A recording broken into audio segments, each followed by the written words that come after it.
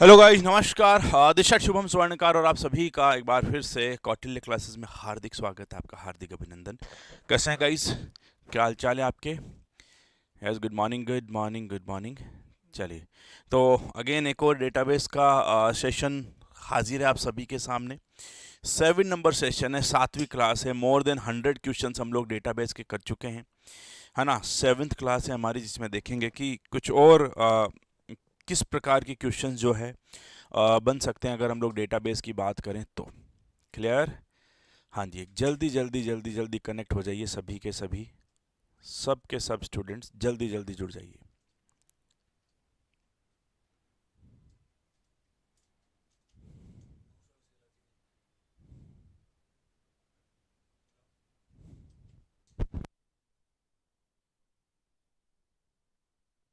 हाँ भाई, ठीक है।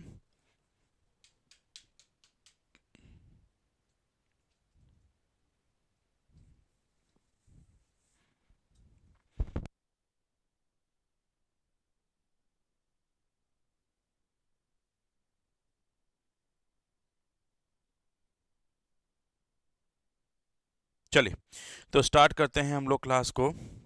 क्या है क्वेश्चन, ध्यान से देखिएगा और लैंग्वेज समझिएगा क्या है ना। गुड मॉर्निंग सभी को, गुड मॉर्निंग। चलिए, तो पहला question, let a relation R जिसमें है P Q R S T, C K यानी कैंडिडेट की है P P R P S T. एक रिलेशन है आर जिसमें जो P Q R S T है, और इसमें आपके पास में सी के है P P R P S T. ये आपसे कह रहा है कि will this relation be in one N F, yes, no, can't determine, more than one of the above या none of the above. Question number first कह रहा है एक रिलेशन है, कैंडिडेट की है आपके पास में, क्या ये रिलेशन वन एन एफ में हो सकता है क्या? यस, नो और कांट डिटरमाइन या मोर और नन। अब देखो, जब हम लोग वन एन एफ की बात करते हैं तो वन एन एफ की सबसे पहली रिक्वायरमेंट ही अलग है। पहली रिक्वायरमेंट है कि हर फील्ड में जो वैल्यू है वो हमेशा एटॉमिक होनी चाहिए। ठीक है, वो हमेशा एटॉमिक होनी चाहिए, यानी कि मल्टी वैल्यूड एट्रीब्यूट अलाउड नहीं है ना। मल्टी वैल्यूड एट्रीब्यूट जो है वो आपके अलाउड नहीं है। ठीक है, क्लियर? तो अब यहां पर कैसे पता चलेगा कि कौन सा मल्टी वैल्यूड है, कौन सा सिंगल वैल्यूड है, या कैसे पता चलेगा कि इसमें हर कॉलम में एक वैल्यू सिंगल हो रही है या नहीं हो रही है? Question number first. हाँ भाई, हमें इतना ध्यान रखना है कि भाई फर्स्ट एनएफ में जो वैल्यू होगी वो हमेशा एटॉमिक होगी, यानी कि एक होगी। वो कभी भी रिपीट नहीं हो सकती, कभी भी मल्टी वैल्यूड एट्रीब्यूट्स हम लोग यहाँ पर स्टोर नहीं कर सकते। ठीक है, तो सही आंसर क्या होगा? मुझे कमेंट नज़र आ रहे हैं, नहीं आ रहे हैं एक भी। इसको, टीवी को स्टार्ट करो वापस, टीवी बंद हो गई है। कमेंट्स नहीं दिख रहे हैं। हाँ, तो let a relation P R P Q R S T C K, और ये वन एन एफ होगा या नहीं होगा? ये है आपकी कहानी। बताओ, yes, no, can't determine, more than one of the above या नन ऑफ द अबव। हाँ भाई,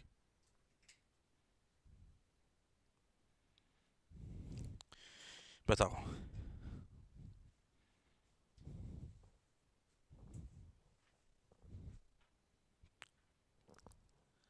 क्या ये रिलेशन वन एन एफ में होगा क्या? थोड़ा सा इंतज़ार करो। मेरी जो टीवी लगी है सामने वो एकदम से बंद हो गई थी, उसको वापस ऑन किया जा रहा ताकि मैं आपके कमेंट पढ़ पाऊँ। तब तक आगे एक बार प्रश्न के जवाब देते रहिए।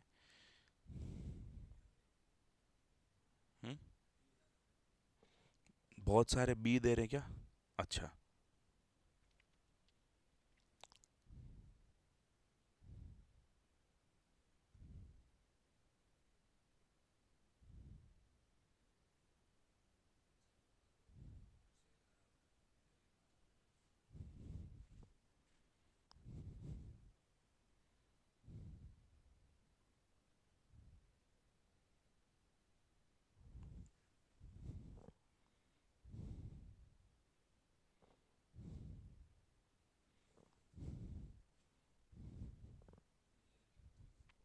टीवी चलाओ यार, बटन देखो तो।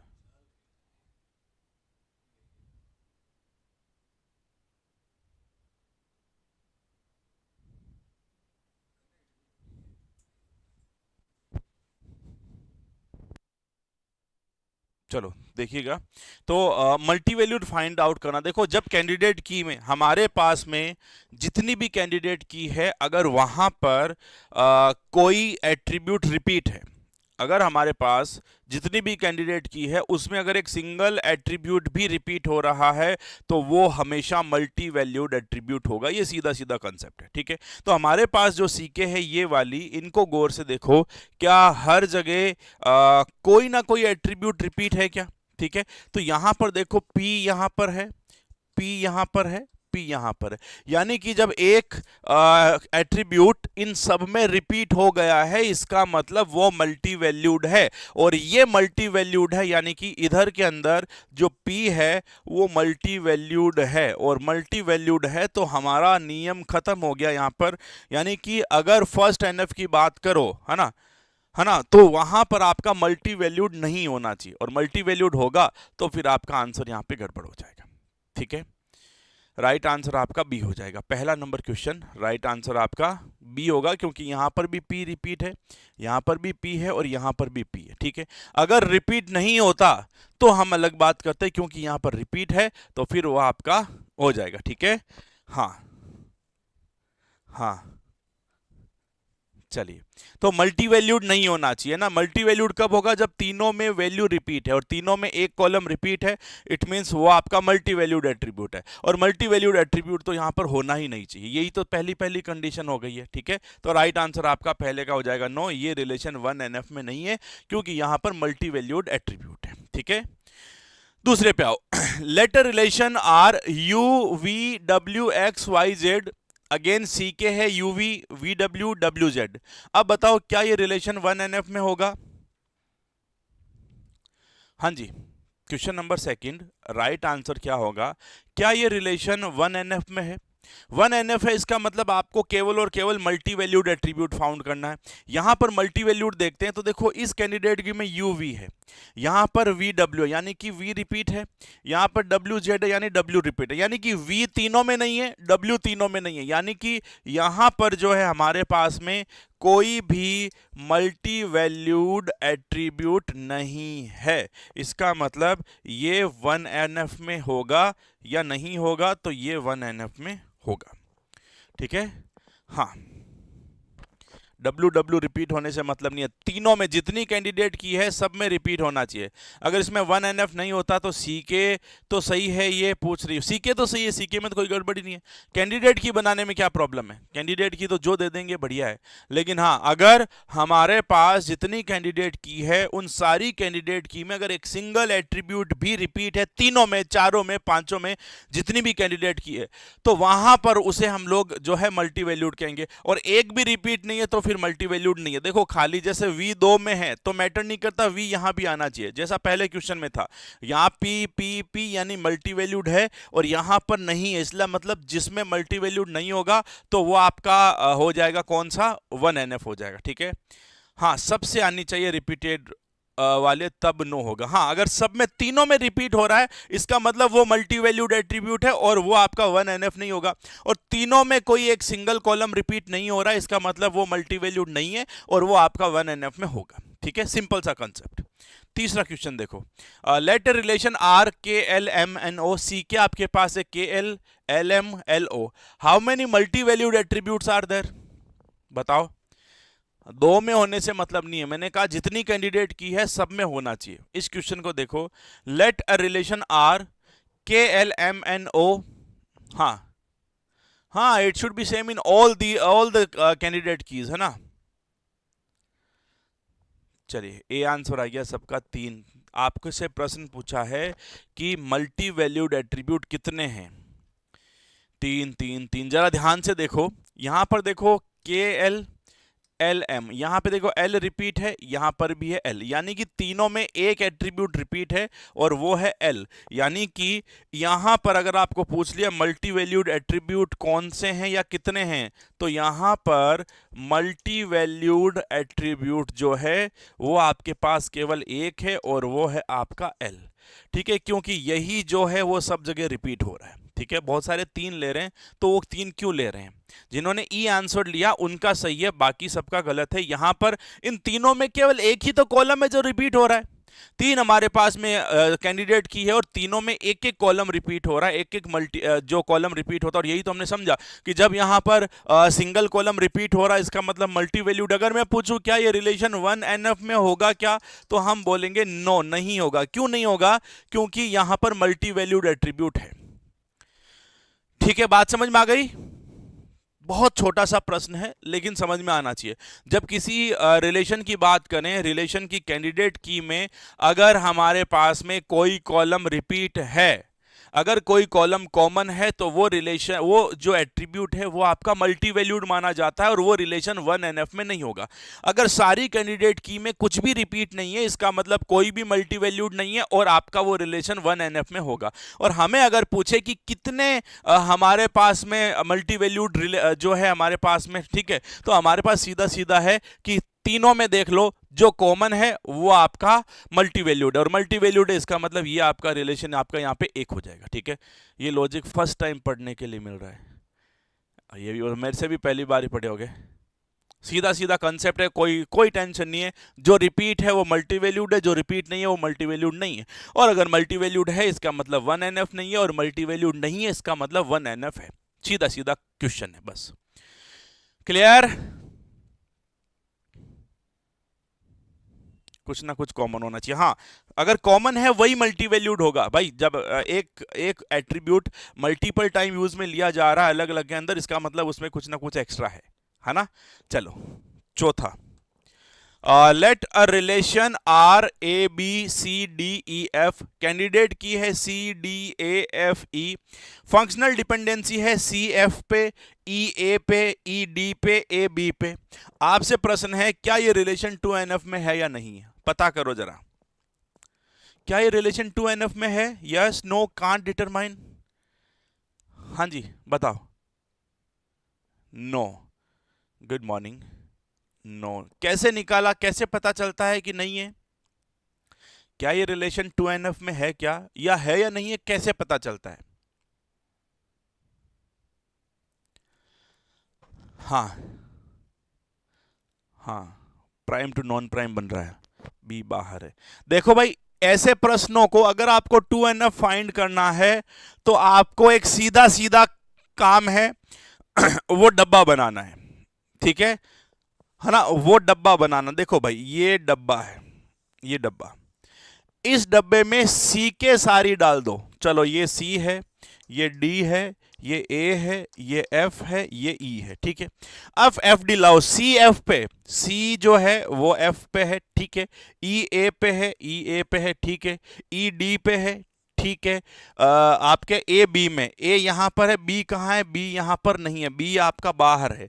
ठीक है, यानी कि ये ए डिपेंड करता है बी पे, यानी कि इस बॉक्स में जो है वो सारे आपके प्राइम एट्रीब्यूट्स है, बॉक्स के बाहर जो है वो आपके नॉन प्राइम एट्रीब्यूट्स है। और हम यही पढ़ते हैं कि जब prime attribute non prime attribute को डिटरमाइन करता है तो इसे हम लोग पार्शियल डिपेंडेंसी कहते हैं। तो इसे पार्शियल डिपेंडेंसी कहते हैं जो है ना। और अगर पार्शियल डिपेंडेंसी होगी इसका मतलब ये रिलेशन 2NF में नहीं होगा। ठीक है, इसका मतलब ये रिलेशन आपका 2NF में नहीं होगा। ये 2NF सीधा कहता है कि पार्शियल डिपेंडेंसी नहीं होना चाहिए। ठीक है, इसमें प्राइमरी की कौन सी है? प्राइमरी की आप यहां पर ए को मान लो, या अगर यहां से डिपेंडेंसी शुरू करें सी को मान लो। जब तक नहीं दिया है हम नहीं मानेंगे। ठीक है, हाँ, जनरली जो पहला कॉलम है उसे हम लोग पी के मान के चलते हैं, बट यहां पर जब हमें 2NF का पूछा तो हमें पी के वी के से कोई मतलब नहीं है। ठीक है ना, एक सीधा सीधा कंसेप्ट मैं वापस बता रहा हूं। अगर आपको दिया जाए, इतना बात समझो कि जब आपको क्वेश्चन के अंदर कैंडिडेट की दे दिया, अगर आपको कैंडिडेट की दे दिया तो ध्यान रखना, कैंडिडेट की हमेशा प्राइम मेंबर्स होते हैं। कैंडिडेट की हमेशा प्राइम मेंबर्स होते हैं, और प्राइम मेंबर का एक डब्बा बनाओ। कौन कौन से भैया? सी है, डी है, ए है, एफ है, ई है। अब एफ डी लाओ। एफ डी कहता है सर कि सी जो है वो एफ पे, यानी कि सी जो है एफ पे है, ठीक है। ई जो है वो एफ पर है, डिपेंड करता है, ठीक है। ई ए पे डिपेंड करता है। सर ई जो है वो डी पर भी डिपेंड करता है, तो ठीक है, कोई बात नहीं है। सर ए जो है वो बी पर डिपेंड करता है। सर ए तो है हमारे पास, लेकिन बी जो है वो कैंडिडेट की नहीं है, इसका मतलब ये नॉन प्राइम है। तो अगर प्राइम एट्रीब्यूट अगर नॉन प्राइम पर डिपेंड करता है तो वो आपकी पार्शियल डिपेंडेंसी है, और वो पार्शियल डिपेंडेंसी इसका मतलब ये रिलेशन 2NF में नहीं होगा। सीधी सीधी गणित, क्लियर। चौथा नंबर क्वेश्चन, हाँ क्वेश्चन नंबर 4, ठीक है।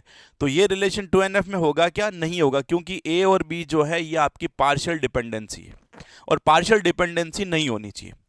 कैंडिडेट की फाइंड कैसे करें? दे रखी है ना ये रही कैंडिडेट की, फाइंड करने की जरूरत ही नहीं है, क्लियर। तो अगर आपको सीके दे रखी है और एफडी दे रखी है और आपसे पूछे 1 2 एंड 3 जो भी है 3NF तक, तो इसमें सीधा सीधा कॉन्सेप्ट है, आपको सीके का डब्बा बना लो क्योंकि वो प्राइम है, और उसके अलावा सारे नॉन प्राइम है। अब देखो एफडी क्या बताती है, अगर प्राइम टू प्राइम रिलेशनशिप है तब तो ठीक है, लेकिन प्राइम अगर नॉन प्राइम से कनेक्टिविटी ले रहा तो इसका मतलब वो वायलेशन है कौन सा रूल का? वो है आपकी जो है पार्शियल डिपेंडेंसी। और अगर नॉन प्राइम से जुड़ गया तो वो ट्रांजिटिव डिपेंडेंसी हो जाएगी, फिर वो 3NF हो जाएगा, ठीक है। देखते हैं अगला क्वेश्चन, देखो यहाँ पे 5वां, देखो ये रहा, let relation U V W X Y Z, फिर बोल रहा है C K U V W Y है, फंक्शनल डिपेंडेंसी यू वी पे, डब्ल्यू यू पे, वाई डब्ल्यू पे, एक्स जेड पे। अब आपसे पूछ रहा है कि क्या ये 3NF होगा?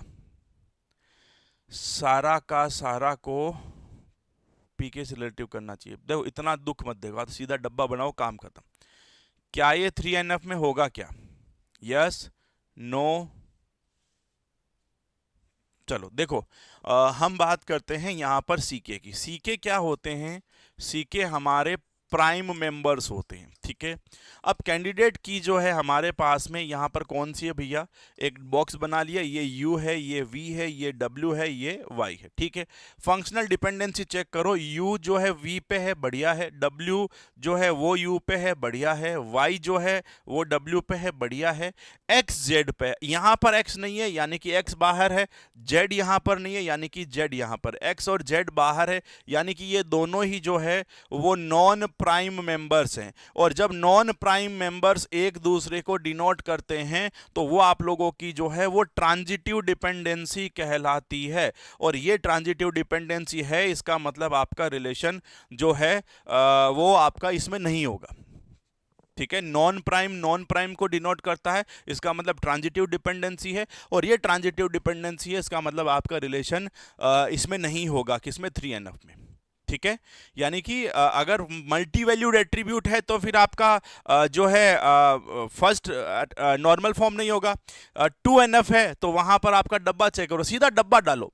अगर प्राइम से नॉन प्राइम अगर कनेक्टिविटी बन रही है, इसका मतलब वो पार्शियल डिपेंडेंसी है, वो आपका 2NF है ना। और अगर ये यहां पे नॉन प्राइम से नॉन प्राइम एक्स और जेड, देखो एक्स और जेड यहां पर प्राइमरी की नहीं है, सॉरी कैंडिडेट की नहीं है, और ये कैंडिडेट की नहीं है, इसका मतलब क्या हो गया? इसका मतलब नॉन प्राइम से नॉन प्राइम, और नॉन प्राइम से non prime, that means transitive dependency, और ट्रांजिटिव डिपेंडेंसी का मतलब हो गया हाँ हाँ सर फिर तो ये 2NF हो गया ना। कैसे हो गया?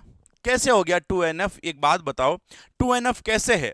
यहां पर यानी कि जो आपको प्रोडक्ट दे रखे वो सारे कनेक्टेड है। हमने कहां बताया? अगर मैं V को X से कनेक्ट करता तो 2NF होता, इसमें 2NF है ही नहीं। मेरा आपसे प्रश्न है, जरा ये सेम क्वेश्चन देखो और बताओ 2NF है या नहीं है। इस क्वेश्चन को देखो जरा, सेम क्वेश्चन, क्या 2NF है या 2NF है क्या यहां पे? हाँ, अगर ये x यहां रहता सर्कल में और अगर ये y को डिनोट करता तब ये 2NF होता। तो अभी अगर हम बोलें 2NF में है क्या, तो 2NF है यहां पर, है ना, क्योंकि यहां पर कोई भी पार्शियल डिपेंडेंसी नहीं है, ठीक है। यानी कि ये रिलेशन 1NF में है, 2NF में है, और 3NF में जो है वो नहीं है, ठीक है। हाँ, कैसे कैसे 2NF में तो है ना, 2NF कैसे नहीं है? क्योंकि अगर कोई भी प्राइम एट्रीब्यूट नॉन प्राइम से है ना, नॉन प्राइम से कैसे कनेक्ट हो रहा है? हमने तो कनेक्टिविटी बताई नहीं। हाँ, जरूर ये बताया कि यहां पर बाहर दो एट्रीब्यूट पड़े हैं जो नॉन प्राइम है, और इन नॉन प्राइम को प्राइम से कोई कनेक्शन नहीं है। नॉन प्राइम एट्रीब्यूट्स को प्राइम एट्रीब्यूट से सीधा कनेक्टिविटी नहीं होना चाहिए। ठीक है, तो अगर हम लोग ये बोल रहे हैं कि 3NF में नहीं है तो ट्रांजिटिव डिपेंडेंसी नहीं है, यहां तक तो ठीक है। लेकिन क्या पार्शियल डिपेंडेंसी है क्या, है ना? तो यही तो कह रहे हैं, तो मैं भी तो यही कह रहा हूं कि है। 1NF है, 2NF है, 3NF नहीं है। 3NF इसलिए नहीं है क्योंकि ये आपकी जो है ट्रांजिटिव डिपेंडेंसी बन रही है यहां पर। ठीक है। नहीं। अच्छा, आपने नहीं है, नहीं नहीं नहीं हटाया है। हाँ, ठीक है। चलो, अब देखो, अगर हम लोग इसको ऐसा बनाए, जैसे मैं ये कह दिया कि सर यहाँ पर अगर कोई एक अंदर का, जैसे कोई एक सीके है जिसे हमने बाहर के एट्रीब्यूट से कनेक्ट कर लिया, तो वहाँ पर 2NF जो है वो नहीं होगा। ठीक है, 2NF नहीं होगा। ठीक है, 2NF नहीं होगा। देखो, 4 नंबर क्वेश्चन देख लिया मैंने, हमने बात करी थी कि जब कोई भी अंदर का एट्रीब्यूट बाहर के एट्रीब्यूट को, यानी कि प्राइम जो है ना, प्राइम जो है ना वो नॉन प्राइम जो है उससे कनेक्टिविटी लेता है। ठीक है, तो प्राइम नॉन प्राइम से जुड़ रहा है तो वो आपकी पार्शियल है, यानी कि 2NF नहीं है। और यहां पर हमने बात करी है कि जब आपका नॉन प्राइम से बात करता है, नॉन प्राइम को अगर इंडिकेट करता है, इसका मतलब वो आपका ट्रांजिटिव डिपेंडेंसी, और वो रिलेशन आप लोगों का फिर जो है कहां पर चला जाएगा, वो चला जाएगा 3NF में। 3NF में नहीं होगा। ठीक है, 2NF में पार्शियल डिपेंडेंसी नहीं होगी। हाँ, 1NF कैसे होगा? यहां पर कोई रिपीट नहीं हो रहा है। अरे भाई, जब रिपीट नहीं होगा तभी तो आपका मल्टीवैल्यूड नहीं होगा। जब रिपीट नहीं होगा तभी तो मल्टीवैल्यूड नहीं होगा, और जब मल्टीवैल्यूड नहीं होगा तभी तो 1NF होगा। हाँ, आपका इतना, आप सिर्फ और सिर्फ आप कहां से पकड़ोगे? देखो भैया, आपको केवल ये बात लेनी है। फंक्शनल डिपेंडेंसी क्या बता रही है वो देखो ढंग से बस।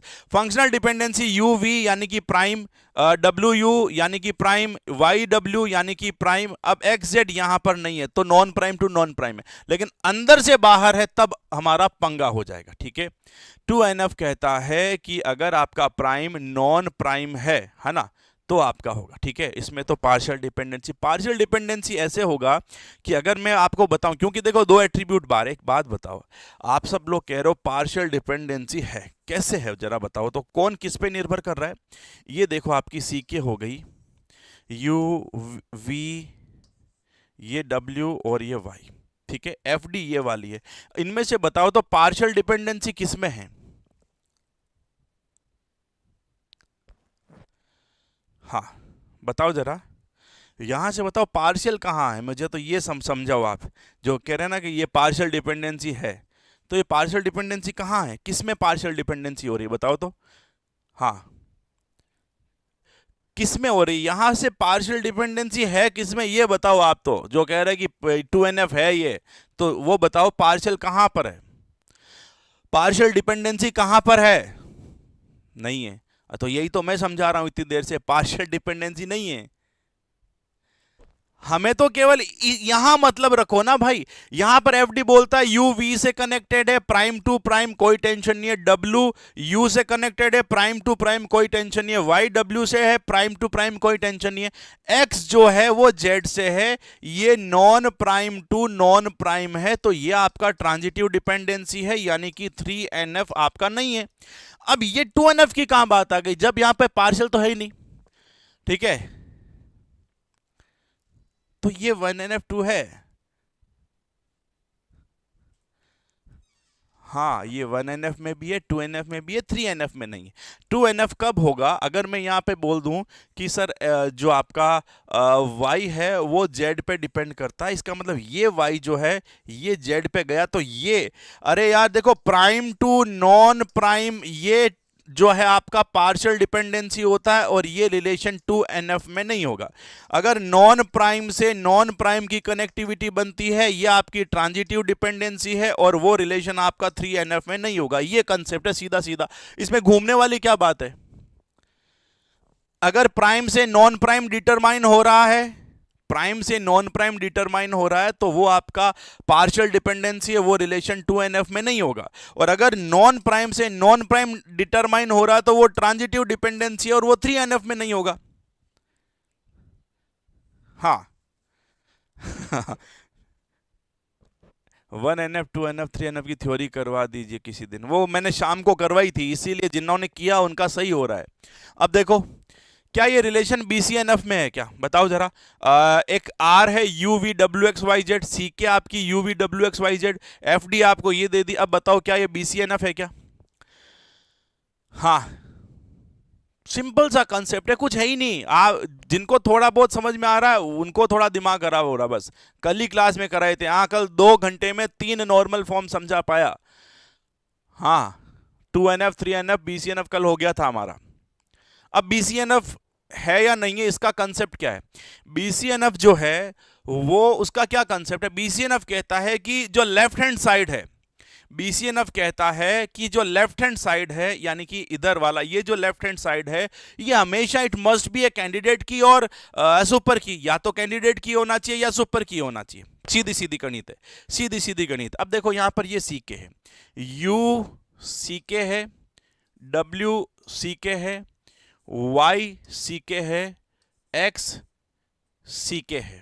इसका मतलब ये BCNF है, सीधा सीधा कंसेप्ट है।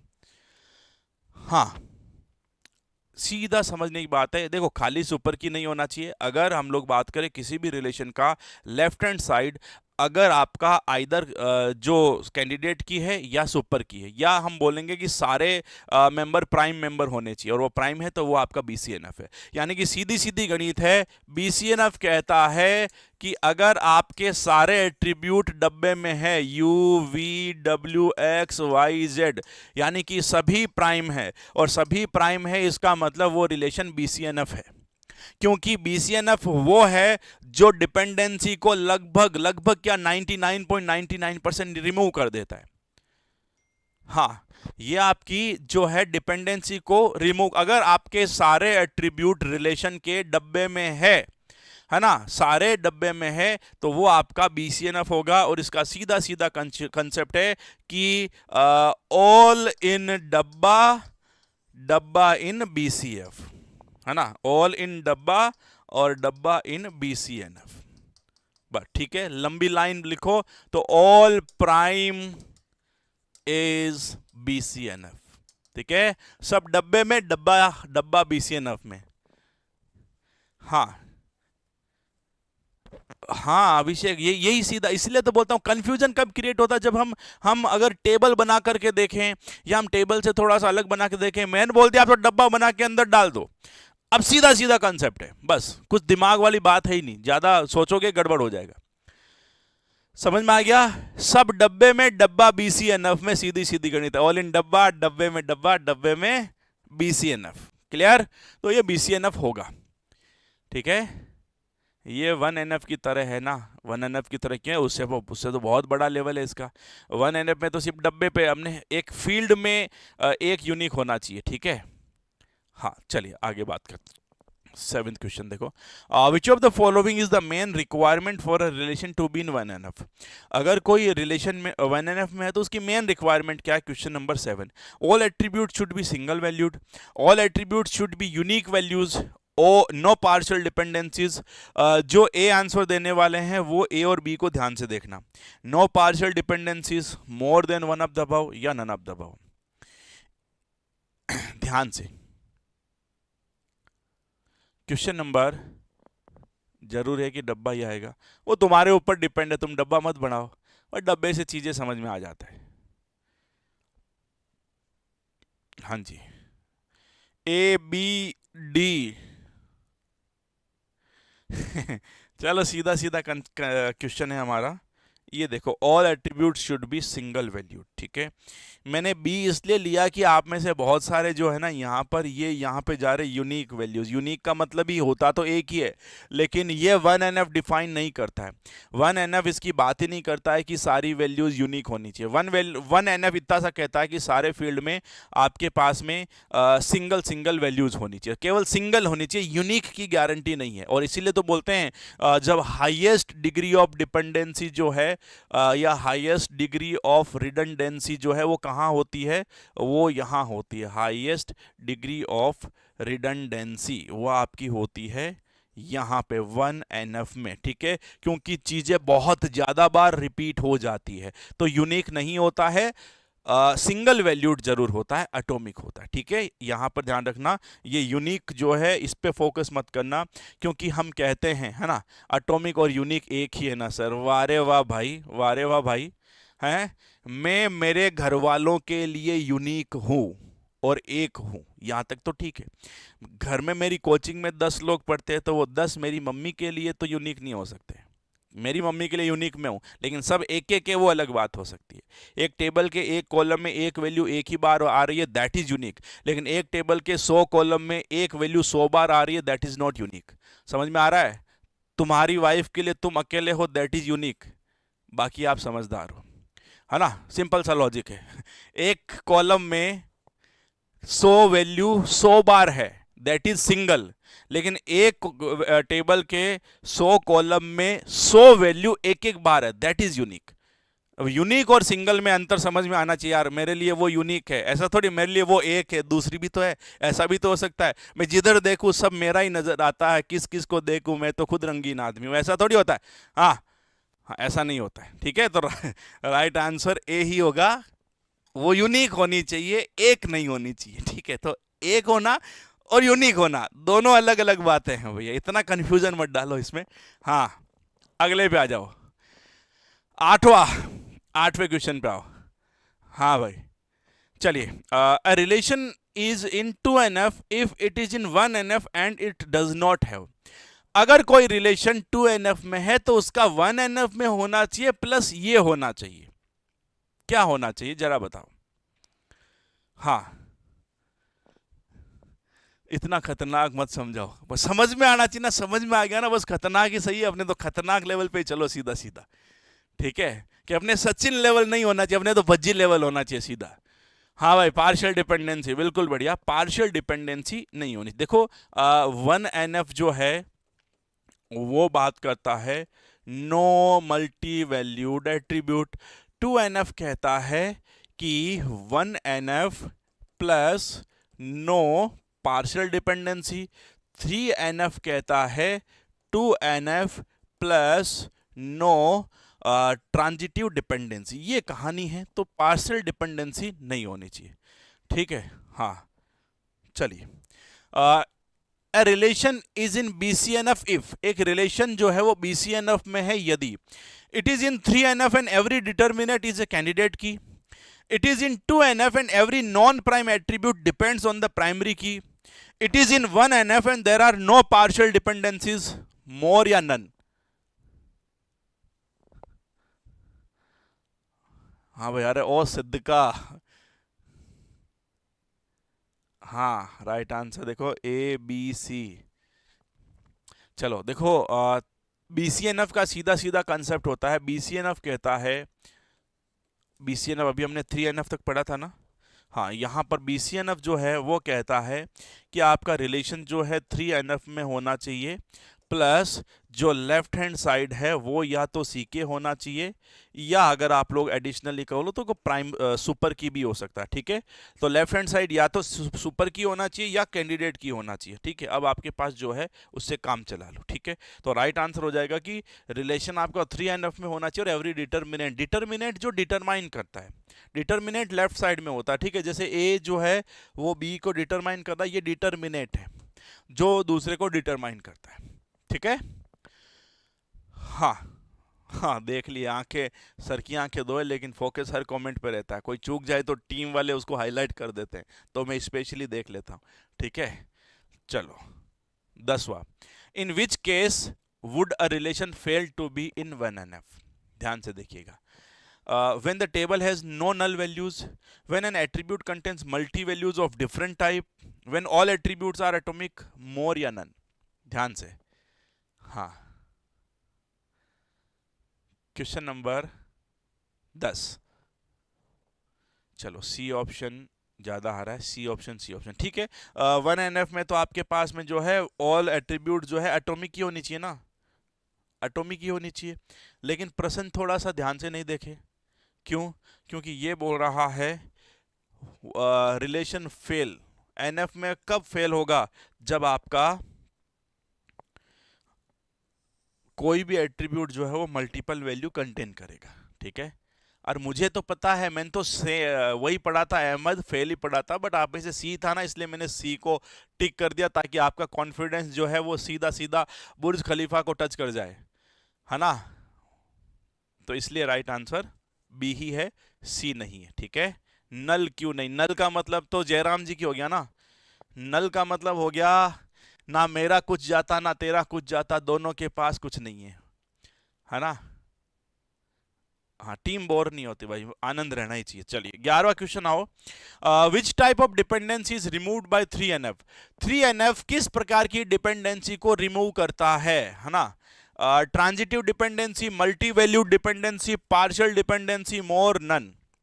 देखो भाई, ये मल्टी वैल्यूड डिपेंडेंसी जो है वो 1NF खत्म करता है, पार्शियल डिपेंडेंसी 2NF खत्म करता है, ट्रांजिटिव डिपेंडेंसी 3NF खत्म करता है. और मेरे हिसाब से आपको ये ना जीवन भर की तो बात नहीं करता, सिलेक्शन होने तक आप लोगों को नहीं भूलना. ठीक है.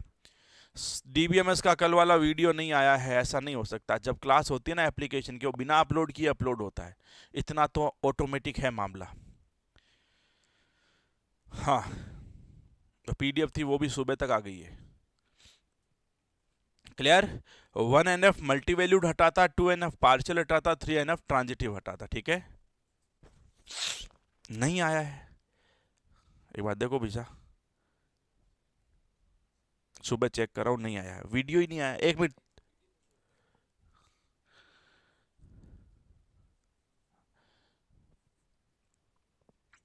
चलिए 12वां.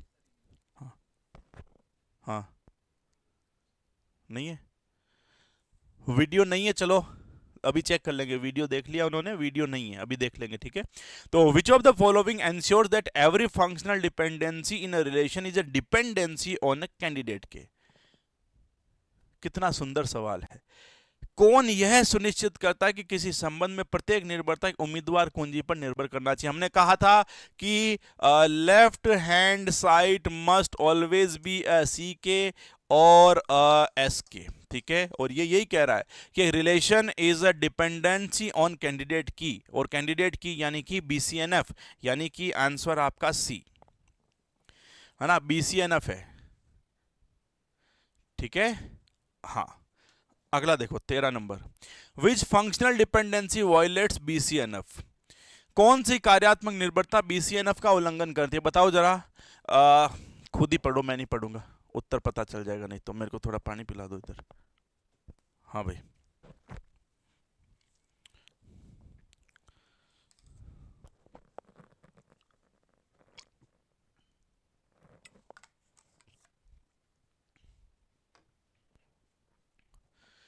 तेरह नंबर में बिरजू शर्मा का आंसर सही लगा है अभी तक तो.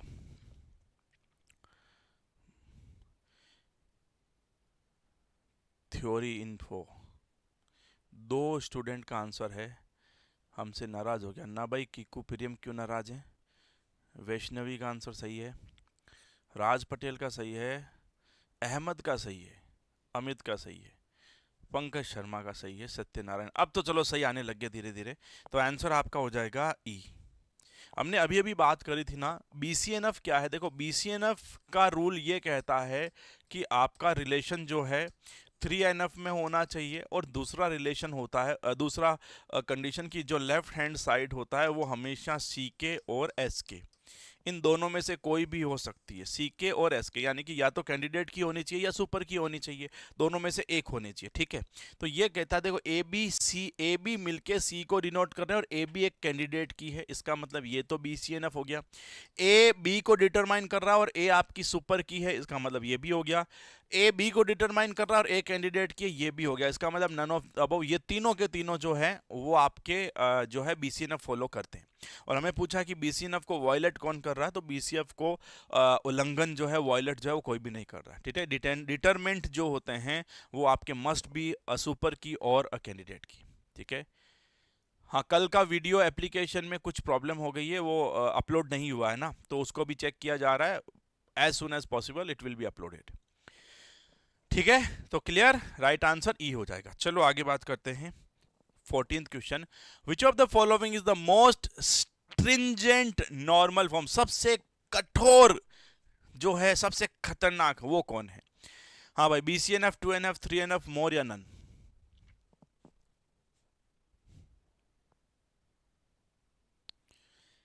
हाँ, क्योंकि देखो हम पढ़ते हैं ना, वो एक देखो हम BCNF पढ़ते हैं सब, उसके बाद में 3NF पढ़ते हैं, फिर हम लोग 2NF पढ़ते हैं और फिर हम लोग 1NF पढ़ते हैं। ऐसा ही कुछ पढ़ते हैं क्या? इसका मतलब ये बेसिक है, खतरनाक, खतरनाक, महा खतरनाक। तो यहाँ पर जो BCNF भैया है वो महा खतरनाक भैया है ना।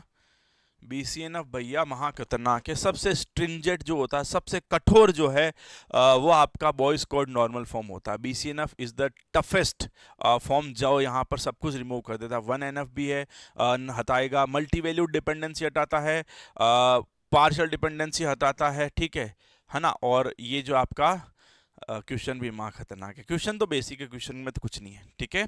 15 number, if a relation contains multi valued attribute it is in. ध्यान से देखिएगा, हाँ 4NF खतरनाक नहीं है, दिए गए ऑप्शंस की बात कर रहे हैं यहाँ पर। तो जो सबसे है, वैसे तो 5NF 6NF होती है, बट हम लोग जनरली बात 4 की ही करते हैं, 1NF 2NF 3NF BCNF, यहाँ तक बस।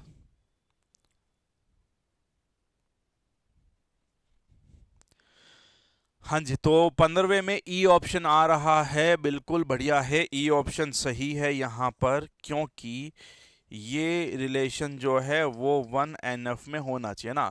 अगर मल्टी वैल्यूड एट्रीब्यूट से बहुमूल्यवान है ना, बहु के जैसे मूल्यवान, ये बहु घरवाली बहु नहीं है, ये बहुत है, तो बहुत सारी मूल्यवान वस्तुएं किसमें हैं, तो वो क्या है, वो आपका ई होगा, ठीक है। ई कैसे होगा, क्योंकि ये 1NF होगा। जिसमें मल्टी वैल्यूड एट्रीब्यूट है, एक मिनट, तो कोई भी नहीं है, मल्टी वैल्यूड है तो 1NF कैसे होगा, कोई भी नहीं होगा। सॉरी, यहां पर ई ऑप्शन है लेकिन आंसर कुछ भी नहीं होगा, ठीक है। 4,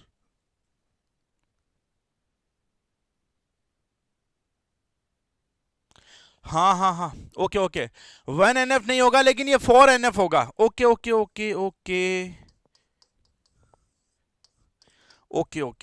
1NF में हटा दिया जाता है, BCNF तक जाकर के मामला खत्म हो जाता है, फिर वापस से एक बार इनिशिएट किया जाता है, और मल्टीपल वैल्यूड जो है वो 4NF होता है। यस, आपका ई तो होगा वैसे, लेकिन मल्टी वैल्यूड डिपेंडेंसी जो है वो होता है ना।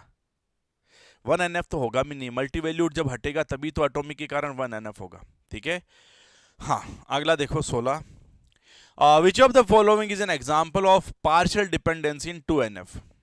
यहां पर देखो, आपके पास रिलेशनशिप है, डिपेंडेंसी है, कौन सा 2NF होगा, बताओ जरा। A and B, A prime B prime, A depend करता है बी पे, A is prime B is non prime, A B पे निर्भर करता है, both are non prime. Right answer क्या होगा?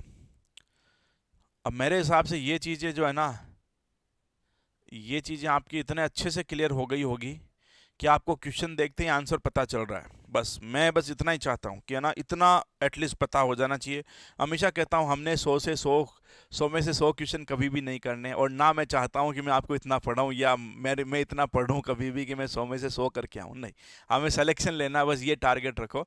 एक अच्छी खासी मेरिट में आ जाओ, 70 75 80% के नंबर आपको चाहिए, उतना आपको कंसेप्ट जो है क्लियर हो, है ना। तो आंसर आपका बी हो जाएगा, क्योंकि prime to non prime partial होता है, non prime to non prime जो है आपका 3NF वाला होता है। ठीक है, हाँ भाई, विच of the following is an example of transitive dependency in 3NF। हाँ चलो भाई, उतने ही करने हैं, 100 में से 100 तो करने ही नहीं है कभी भी। हाँ आ जाएंगे, बिल्कुल आ जाएंगे। 2022 के पेपर में लगभग मोर देन 70 to 80% क्वेश्चन आए थे भैया।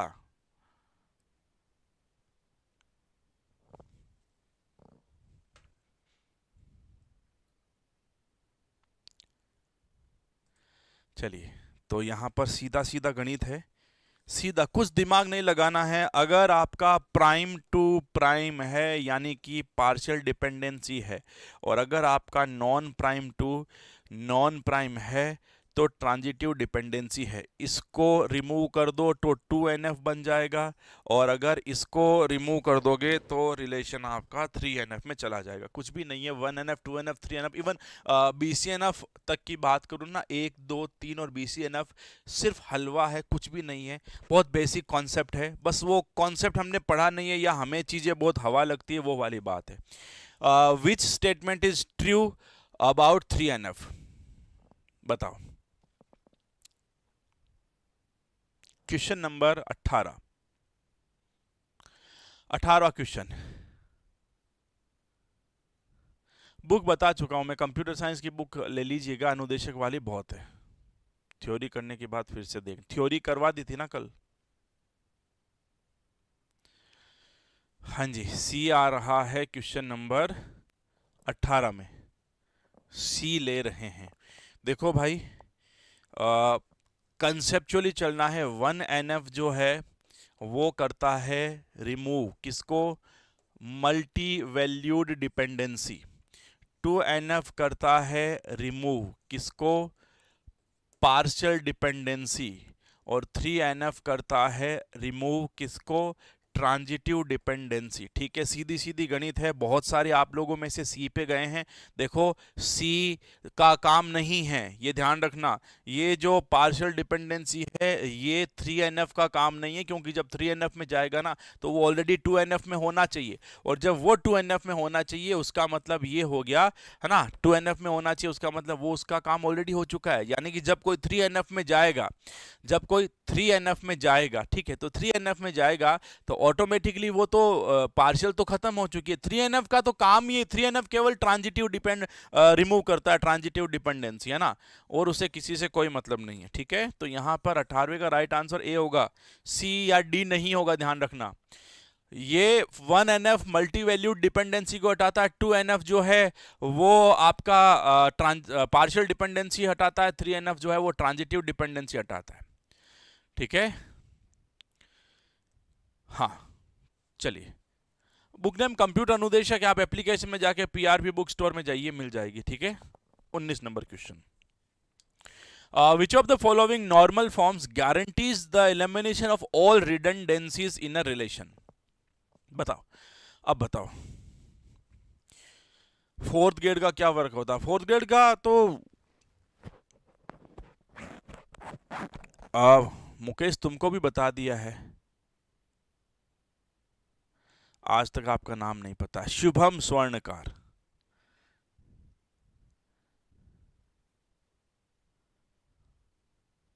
चलिए, तो बिल्कुल बढ़िया, जो किसी भी प्रकार की डिपेंडेंसी नहीं रखता, सब हटा देता BCNF, फिर वापस 4NF में जाते हैं ना।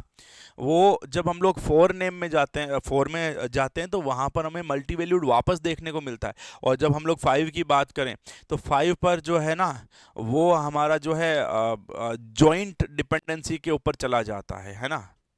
हाँ, तो ये आपका BCNF होगा। यहाँ तक डिपेंडेंसी को हटा दिया जाता है BCNF तक, फिर आगे जो है मल्टी वैल्यूड लेते हैं, फिर आगे जाके जॉइंट डिपेंडेंसी करके लेते हैं ना। तो राइट आंसर 19 का यहाँ पे कुछ लोग कह रहे हैं ई नहीं होगा, सी ही होगा, ठीक है।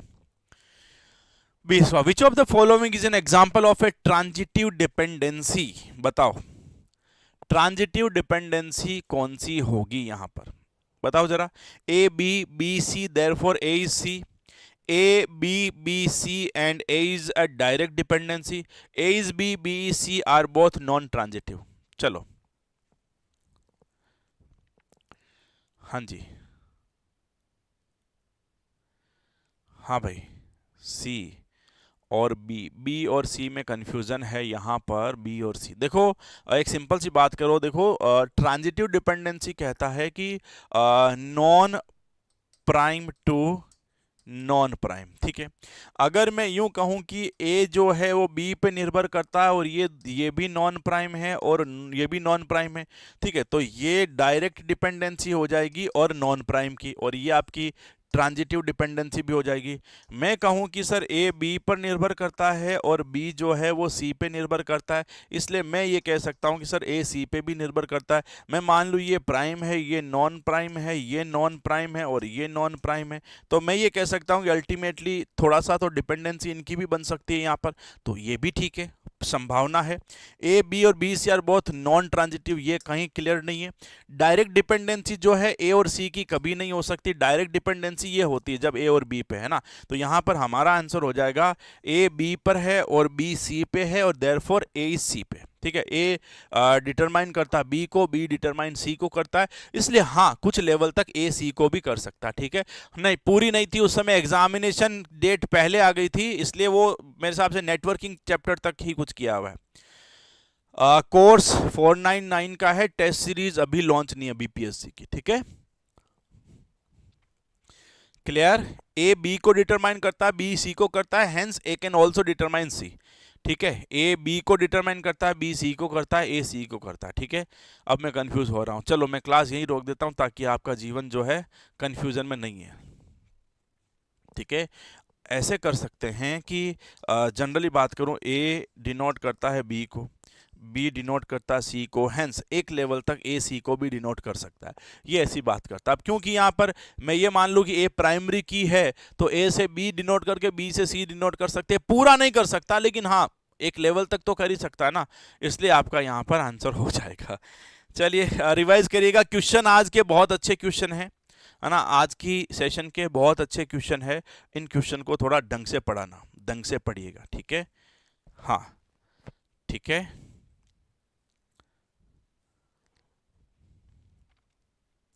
देखो non prime to non prime तो आ ही चुका ना, बीच में कनेक्टिविटी तो नॉन प्राइम की है ना। डीबीएमएस का मैराथन आज नहीं होगा, अभी देखते हैं कब होगा। आप एप्लीकेशन में जाइए, है ना। हाँ चलिए चलिए, तो रिवाइज करिएगा, सबको अच्छे से पढ़ लीजिएगा भाई, है ना। कल मैराथन नहीं है क्योंकि बहुत सारे क्या लगभग सबने मना कर दिया कि क्लास जो है कल इंडिया पाकिस्तान का क्रिकेट मैच है चैंपियंस ट्रॉफी का, तो उसकी वजह से कल का मैराथन को रद्द कर दिया गया है, ठीक है। मैराथन वो देखोगे तो फिर हमारी मैराथन कब होगी, ठीक है। तो प्रोबेबली नेक्स्ट संडे को मैराथन को टाल दिया गया है, नेक्स्ट संडे तक, तब तक डीबीएमएस टॉपिक भी पूरा हो जाएगा और कुछ और क्वेश्चन हम लोग कर सकते हैं, ठीक है। हाँ बिल्कुल, 11 बजे मॉर्निंग में मैराथन का मजा नहीं आता, मैराथन का टाइम ही शाम का है, महामुकाबला 11 बजे ले लीजिए मॉर्निंग में।